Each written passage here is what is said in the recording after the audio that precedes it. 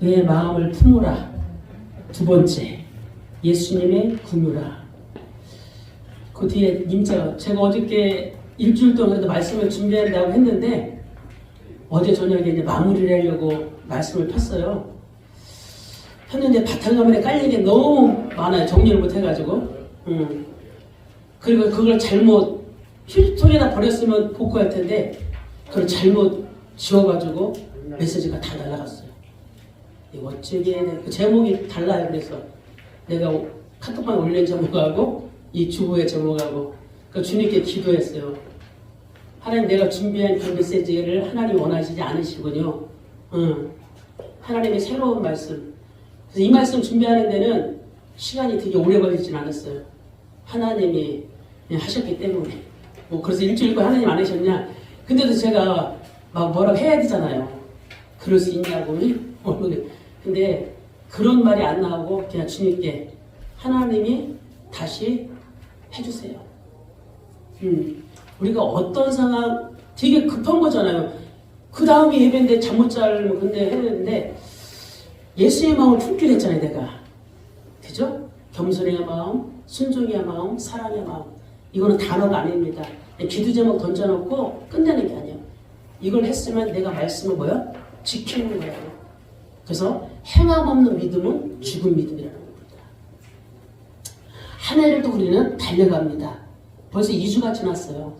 아무리 결단하고 뭐해도 내 마음을, 내 변화가 없다면 아무런 소용이 없습니다. 결단했으면 그 결단을 마음까지 끌고 가야 됩니다. 많은 사람들이 그러죠. 나는 바빠서, 나는 힘들어서, 나는 아파서, 나는 정신적으로 너무 곤고해서 우리가 여러 가지 핑계를 대면서 말씀을 소홀히 할 때가 많아요. 근데 우리가 진짜 중요한 거는 말씀을 소홀히 하면 안 돼요. 우리가 어떤 우리에게 문제가 올지라도 우리는 말씀 앞에 항상 서 있어야 됩니다. 여러분, 그리스도 안에 있는 성도는 어떤 고난과 위기 속에서도 완전히 승리자예요. 이미 승리한 신분을 가지고 있어요. 그게 뭡니까? 우리의 정체성, 하나님의 자녀입니다. 그 누구도 우리를 어떻게 할 수가 없어요. 환난, 핍박, 죽음조차도 하나님의 사랑에서 우리를 끊을 수 없으며 예수 그리스도 안에 있는 하나님의 사랑은 영원히 변하지 않아요. 그래서 말합니다. 내가 죽기까지 끝까지 너를 사랑한다. 그래서 로마서 8장 37, 39절에는 이렇게 말합니다. 그러나 이 모든 일에 우리를 사랑하시는 이로 말미암아 우리가 넉넉히 이기느니라. 그 넉넉히 이긴다는 것은 우리가 뭐로 이겨요? 믿음으로 이긴다는 거예요. 우리에게 어떤 것이 올지라도 우리는 넉넉히 믿음으로 이긴다는 거예요. 여기에 뭐해라? 내가 확신하는 일. 믿으라는 겁니다. 사망이나 생명이나 권세자들이나 현재일이나 장래일이나 능력이나 높음이나 깊음이나 다른 어떤 피조물이라도 우리를 우리 주 그리스도 예수 안에 있는 하나님의 사랑에서 끊을 수 없다는 거예요. 어떤 피조물이라도 우리를 우리 주 그리스도 예수 안에 있는 하나님의 사랑에서 끊을 수 없다는 겁니다. 얼마나 감사하지 않아요? 하나님의 말씀은 살아있어요. 살아있는 하나님의 말씀을 진짜 붙잡으시길 바랍니다. 그 붙잡고 어떤 환난이나 어떤 핍박이나 어떤 죽음이나 어떤 것이 올지라도 뭘 이겨내야 돼요? 하나님의 끊을 수 없는 그 사랑으로 이겨내는 거예요. 그 사랑이 뭐예요? 십자가 사랑. 십자가의 은혜. 그 은혜를 진짜 한다면 예수님의 마음을 품을 수가 있어요. 그래서 그랬잖아요. 성령이 내게 임하면 겸손의 마음은 노력하는 게 아니에요. 노력하면 한겨웁니다. 순종하려고 하면 한겨워요. 그래서 자꾸 구하라잖아요. 성령님 내 안에 들어와 주세요. 그 데워지는 삶을 살게 해주세요. 겸손해도 힘들지 않고 순종해도 힘들지 않고 사랑해도 힘들지 않는 그 은혜를 나에게 주세요. 오늘 우리의 신앙생활은 그죠? 뭐 짧게 믿은 사람도 있지만 길게 믿은 사람 있고 오래 믿었지만 마음이 없는 신앙에 대해 우리 생각해 보려고 합니다. 교회 안에 가장 쉽게 사라지는 것이 시간이 갈수록 긍휼의 마음이 사라져요. 긍휼이. 사람들을 향한 따뜻한 마음이 없으면 신앙은 형식에 머물고 관계는 차가워지고 만드는 거예요. 이것이 바로 마음이 없는 신앙의 현주소입니다. 많은 사람들은 그래요. 왜 사랑할 수가 없냐고 물어보면 나도 힘든데 그래요. 나도 힘든데 내가 누구를 사랑해. 자기 애적인 사람이 많다는 거죠. 근데 우리가 신앙이 오래될수록 뭐가 회복돼야 돼요? 내 마음의 치유가 회복돼야 돼요. 빨리 병든 마음을 고치셔야 돼요. 그래서 어떤 마음 하자? 겉과 속이 같은 사람을 만들어야 돼요. 아픈 사람도 짜증내는 사람도 겉으로는 웃고 있더라고요. 근데 속에서는 아파하고 있더라고요. 그러니까 교회 와서도 겉과 속이 달라. 그래서 빨리 우리의 마음밭에 그래서 예수님의 마음을 품으라는 거예요. 죽기까지 날 사랑하신 그 하나님의 마음. 이사야 29장 13절에 보면은 주께서 이르시되 이 백성이 입술로는 나를 공경하나 그들의 마음은 내게서 멀리 떠났나니 그들이 나를 경외함은 사람의 계명으로 가르침을 받았을 뿐이니라. 사람의 가르침으로 받으면 그죠? 입술로만 공경하게 돼요. 우리는 누구의 가르치면 성경에서 말한 하나님의 말씀의 가르침을 받아야 돼요. 아무리 입술로 쥐어줘야 한다고 축복하는 거 아니에요. 아무리 사역 중에서 권능을 나타내고 능력을 나타낸다고 축복하는 거 아니에요. 예수님은 그런 사람에게 뭐라고 말씀을 잘해요? 나는 도대체 너를 알지 못한다. 이 불법을 행하는 자들아 내게서 떠나라. 내 겉과 속이 다른 사람을 말하는 겁니다. 마태복음 14장 14절에 보면은 예수께서 나오사 큰 무리를 보시고 불쌍히 여기사 그 중에 있는 병든 자를 고쳐 주십니다. 긍휼은 예수님의 본질적인 마음이에요. 긍휼은요 불쌍히 여기는 마음을 넘어서 고통받는 사람을 향해 실제로 다가가 돕는 마음과 그 행동입니다. 저 사람 불쌍해. 저 사람 안 됐다. 그거를 끝나는 게 아니에요. 그 사람에게 가까이 가가지고 그 사람을 도와주는 사람. 오늘 우리는 예수님의 긍휼이 어떤 마음인지 그리고 그 마음을 우리도 품어야 하는 이유를 우리 살펴보겠습니다. 첫 번째, 고생하는 사람을 죄인으로 보지 않으신 예수님의 마음입니다. 오늘 본문을 읽었듯이 그죠? 무리를 보시고 그들이 고생하며 기진함이라 하신 예수님의 말씀은 사람들을 정죄가 아닌 연약함으로 보셨다는 뜻이에요. 여기 35절에 보면은 예수께서 모든 도시와 마을에 두루다니사 그들의 회당에서 가르치시며 천국 복음을 전파하시며 모든 병과 모든 약한 것을 고치시니라 하셨어요. 천국 복음, 하나님의 나라의 복음, 십자가의 복음, 그걸 진짜 내 마음에 들어가면요 뭐가 돼요? 모든 병과 모든 약한 것이 고쳐집니다. 그래서 예수 이름에 뭐가 있다는 거예요? 능력이 있다는 거예요. 예수 그리스도의 그 이름에 병고침이 있다는 겁니다. 그래서 베드로와 요한이 성전 미문에 기도하러 갈 때 그죠? 육신적인 안진뱅이를 보고 육신적인 안진뱅이로만 본 게 아니에요. 영적인 안진뱅이구나. 저 영혼이 먼저 치유되면은 다 끝나는구나. 그래서 가이오와 사도가 말하잖아. 내 영혼아 네가 범사에 잘되고 강건하기를 내가 간구한다. 우리의 영혼이 잘 돼야 돼요. 그래야 범사가 뭡니까? 강건합니다. 그래서 베드로와 요한이 성전문에 올라가다가 말하는 거예요. 은가금은 내게 없거냐? 내게 있는 것을 네게 주느니 나사렛 예수 그리스도의 이름으로 일어나 걸으라고.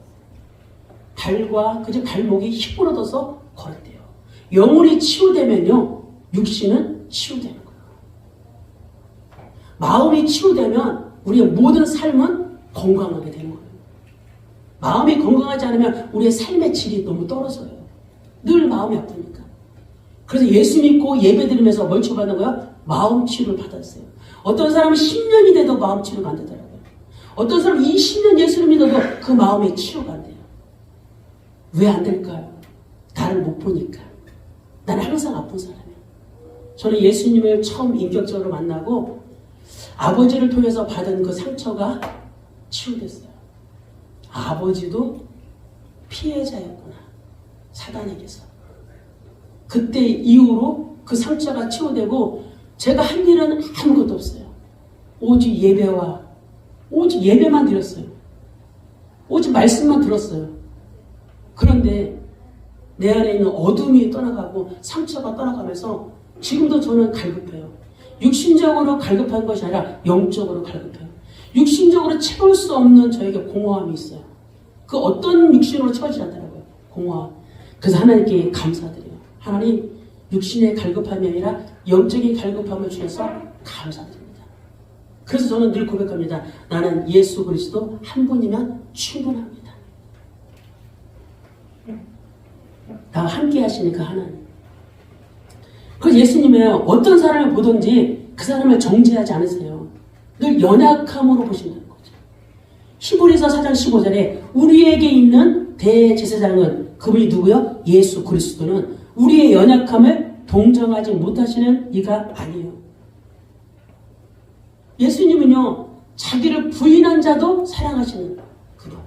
자기를 돈으로 팔려고 하는 그 사람도 미리 하시고 내가 끝까지 너희를 사랑한다고 하시는 그분. 예수님은 끝까지 사랑하시는 거예요. 또 요한복음 8장 11절에 가늠한 여인을 보고 정죄하지 않고 가서 다시는 죄를 범하지 말라.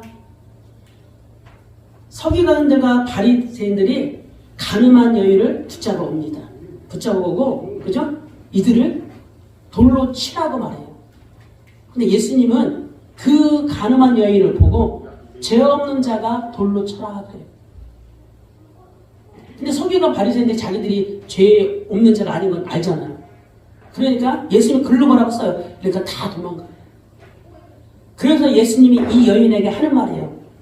가서 다시는 죄를 범하지 말라. 가서 다시는 간음하지 말라. 그럼 간음해야 돼요? 안 해야 돼요? 그 다음에 일은 없어요. 근데 간음해야 돼요? 안 해야 돼요? 치유받았으면 안 해야 되는 거죠.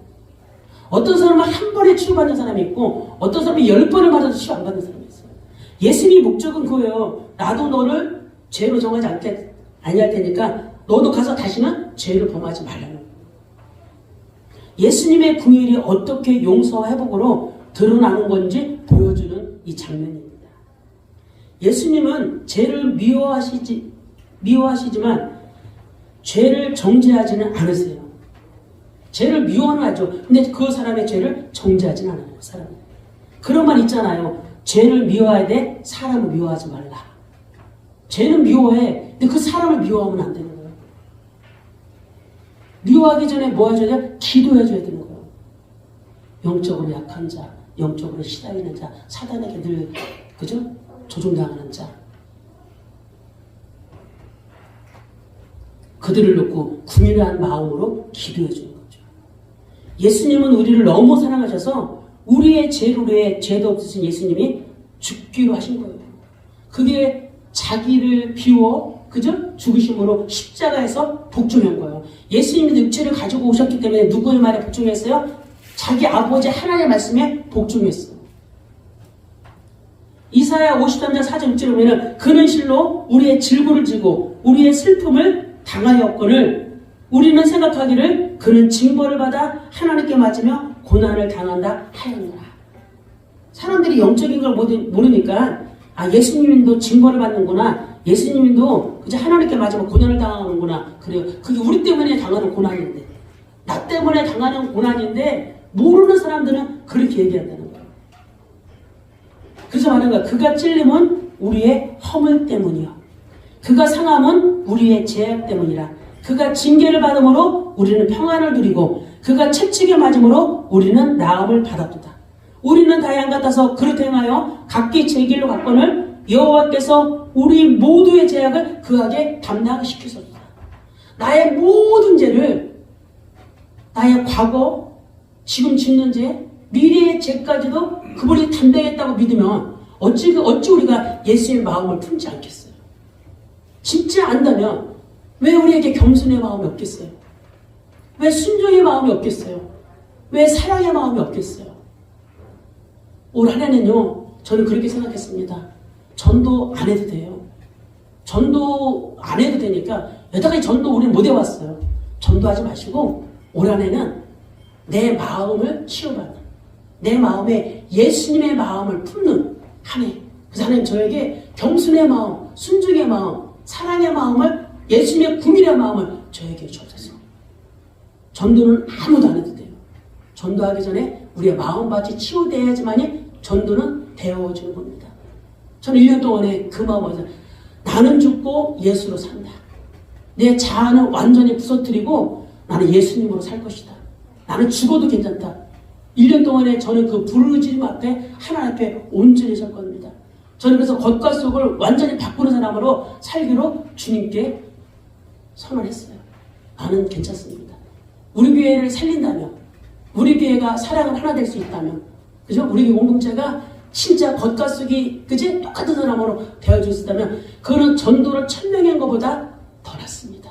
한 영혼이 살아난다면, 우리 교회에 한 영혼만이라도 올 1년을 마무리하면서 예수님의 마음을 품는 한 사람이 있다면, 저는 목회에 성공했다고 자부합니다.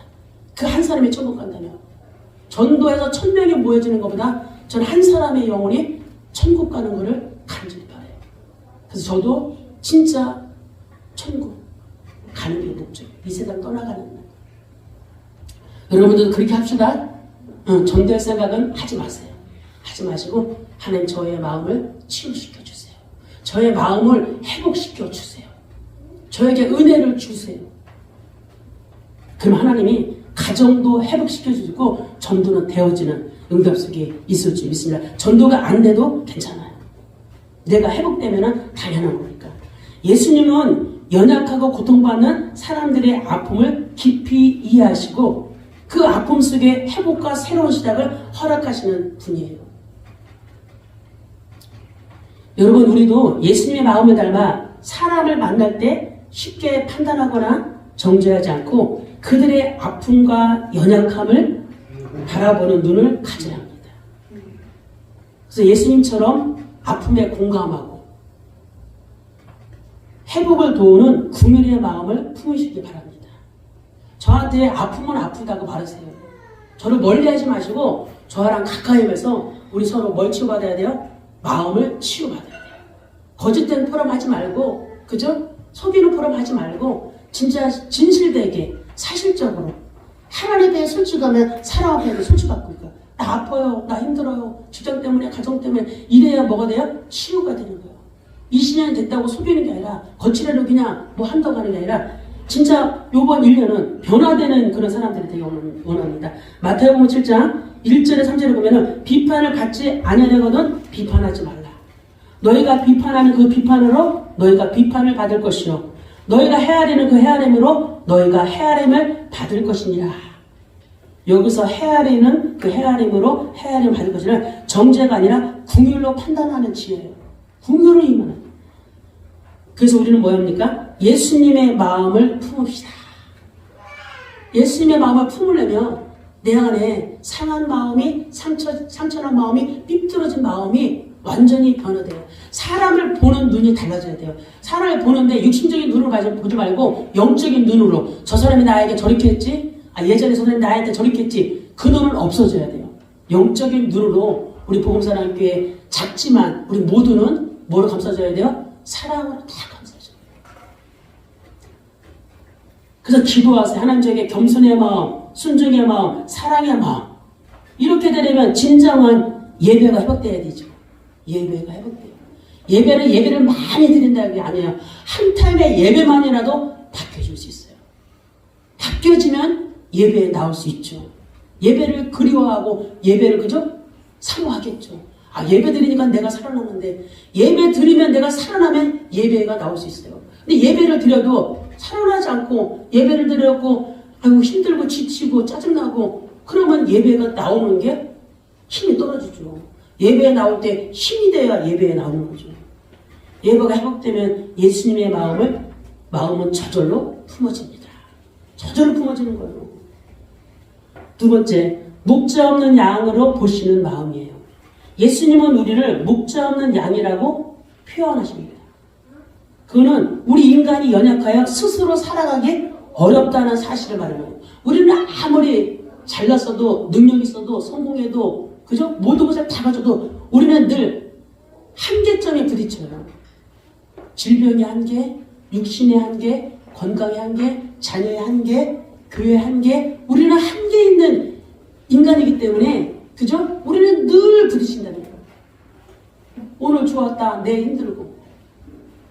어떤 말 한마디로 상처받기도 하고, 말 한마디로 마음이 무너지기도 하고. 그래서 우리는 목자 없이는 못 살아가요. 그래서 시편 103편 13절에 아버지가 자식을 긍휼히 여긴같이 여호와께서 자기를 경외하는 자를 긍휼히 여기시니라. 우리가 경외할 사람은 오직 하나님 한 분이에요. 우리의 명체를 의지하지 말라.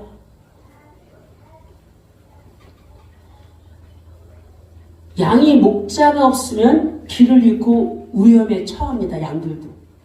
우리도 영적 목자 없이는 쉽게 흔들리고 넘어져요. 요한복음 10장 11절에 보면은 나는 선한 목자라 선한 목자는 양들을 위하여 목숨을 버리거니와. 이 선한 목자의 비유는 예수 그리스도예요. 예수 그리스도는 우리의 목숨을 버렸잖아요. 십자가에서.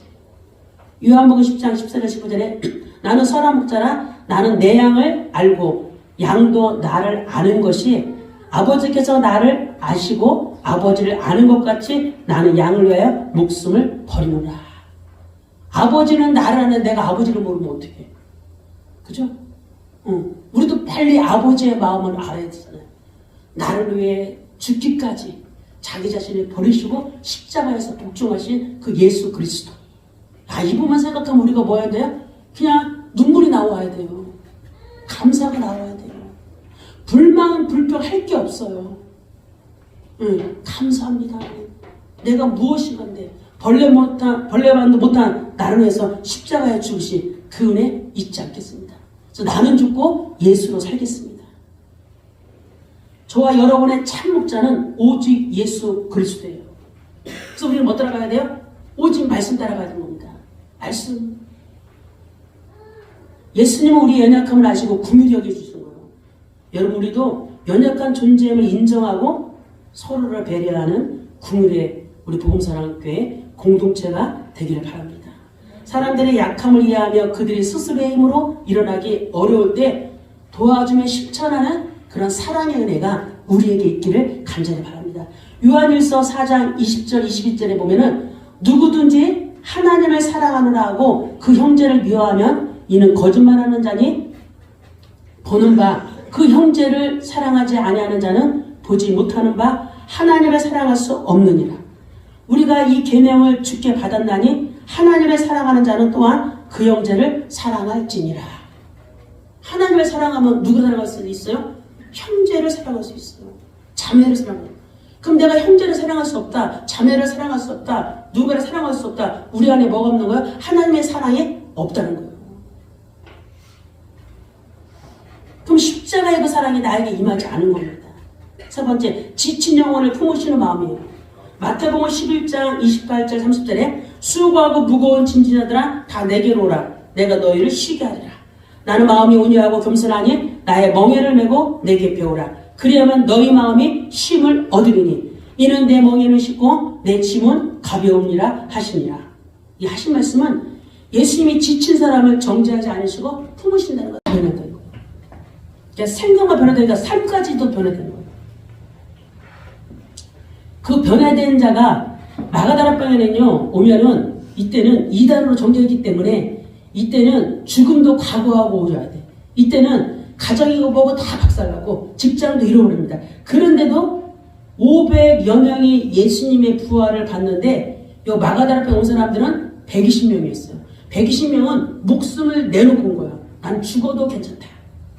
난 죽어도 괜찮다. 가정이 깨져도 괜찮다고 온 사람들이에요. 베드로의 설교를 듣고 몇 명이 변화됐냐면요. 3,000명이 예수님께로 돌아왔어요. 베드로가 어떤 설교를 했냐면요. 우리 사도행전 2장 36절 38절에 그런즉 이스라엘 온 집은 확실히 알지니 너희가 십자가에 못 박은 예수를 하나님이 주와 그리스도가 되게 하셨느니라 하니라. 그들이 이 말을 듣고 마음에 찔려 베드로와 다른 사도들에게 물어 이르되 형제들아 우리가 어찌할꼬 하거늘 베드로가 이르되 너희가 회개하여 각각 예수 그리스도의 이름으로 세례를 받고 제사를 받으라. 그러면 성령을 선물로 받으리라. 베드로가 말하는 거예요. 이스라엘의 그 백성들에게 너희가 십자가에 못 박은 그 예수 하나님이 그 예수를 하나님이 주와 그리스도가 되게 하셨다. 이들이 얼마나 놀랐겠어요. 그러니까 마음이 찔려가지고 그럼 우리가 어찌할꼬 말하는 거예요. 방법이 있다. 방법이 뭐냐? 너희가 회개하라. 회개하라. 그리고 각각 예수 그리스도의 이름으로 세례를 받아라. 그러면 제사함을 받는 성령의 선물을 너에게 줄 것이다.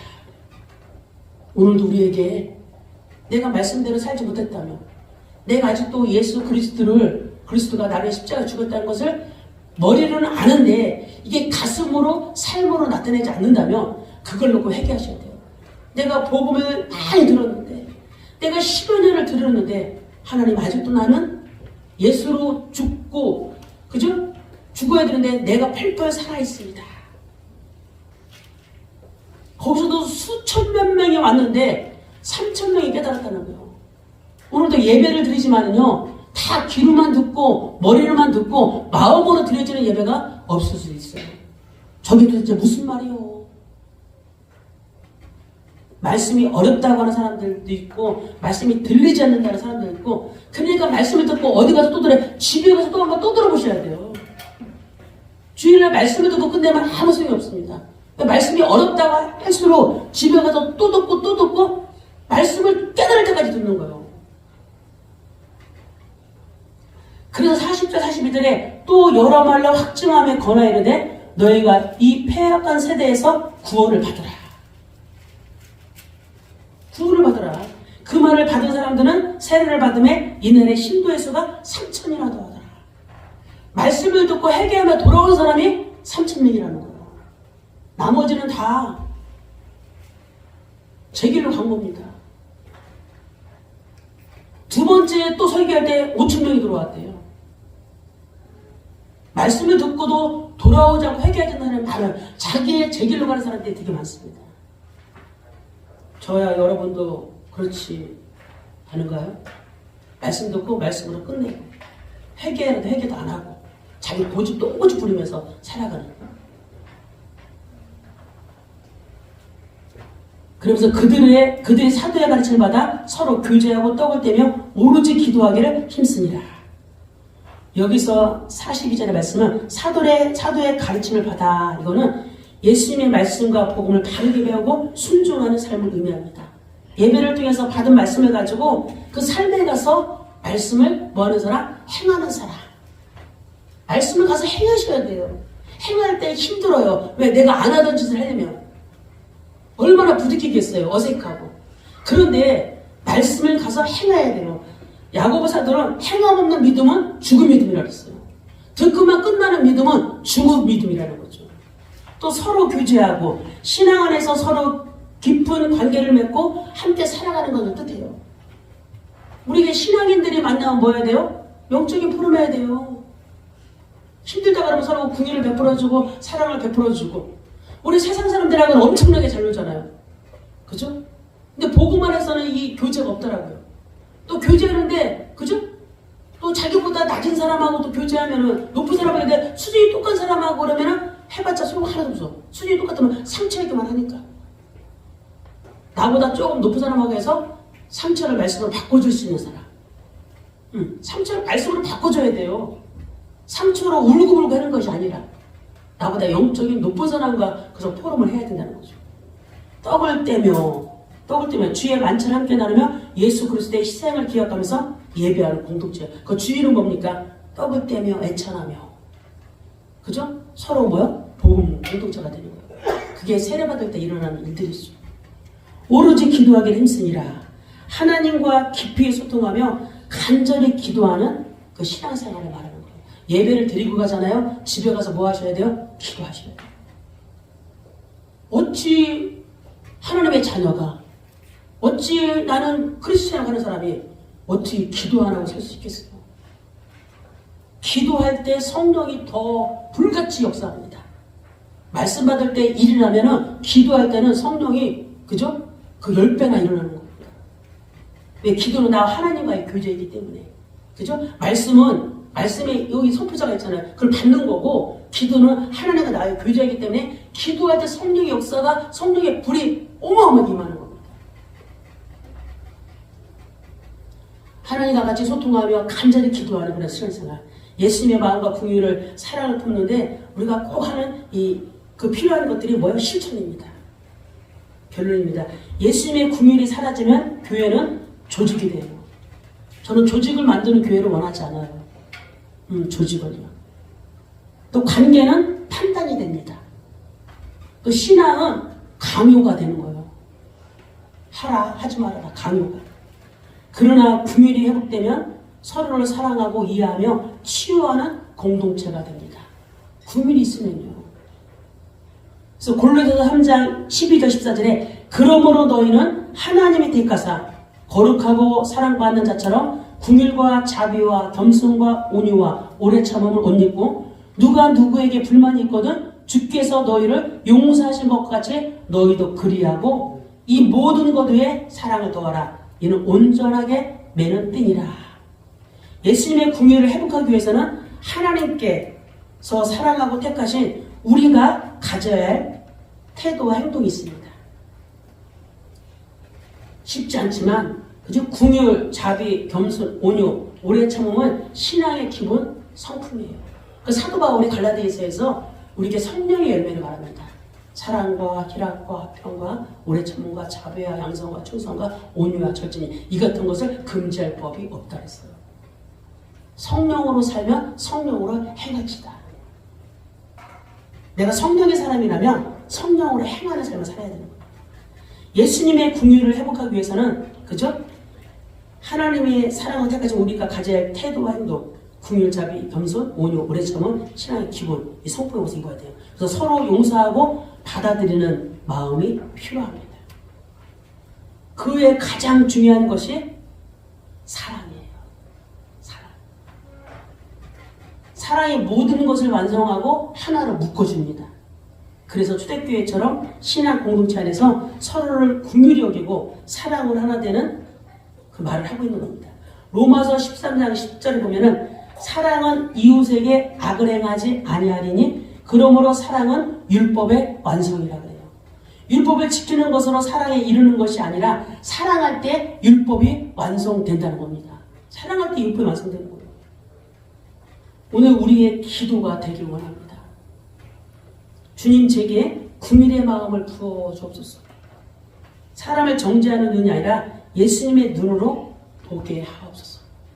한 주간에 우리의 삶 속에서 그죠? 우리 자신 너무 사랑하잖아요. 그죠? 나를 사랑하는 것 같이 우리 가정을, 우리 가족을, 우리 교회 성도를, 내 만남을 사랑하는 우리 귀한 복음사랑교회 공동체 되기를 간절히 축복합니다. 아멘.